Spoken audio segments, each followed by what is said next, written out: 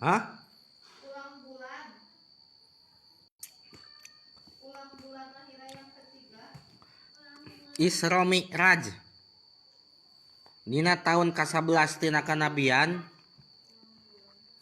Allah Subhanahu wa taala ngamulyakeun Kanjeng Nabi Muhammad sallallahu alaihi wasallam ku Isra Mi'raj. Jadi kejadian Isra Mi'raj teh tahun 11 tina kanabian, 11 tahun sudah jadi nabi.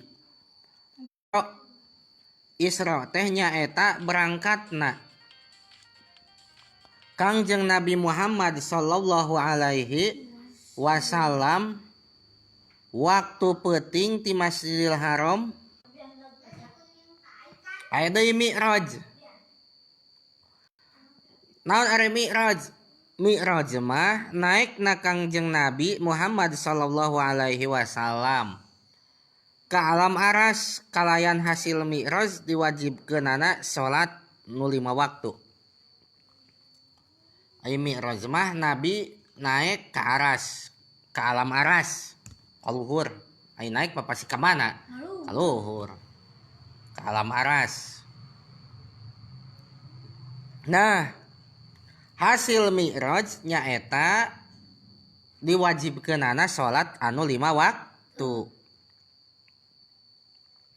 Dina waktu subuh wengian Isra Mi'raj malaikat Jibril ngawurukeun salat jeung waktuna ka Kanjeng Nabi Muhammad sallallahu alaihi wasallam. Kan wengina teh Isra Mi'raj, Nabi berangkat Isra teh. Isra berangkat Nabi dina waktu malam eta ti Masjidil Haram nu aya di Mekah ka Masjidil Aqsa. Tuluy tos Isra teh Mi'raj naik Kanjeng Nabi ka alam aras. Nah, subuhna nya wengian subuhna tos wengi eta teh subuhna teh malaikat Jibril ngawurukeun salat, tata cara salat jeung waktu-waktuna ka Kanjeng Nabi Muhammad sallallahu alaihi wasallam.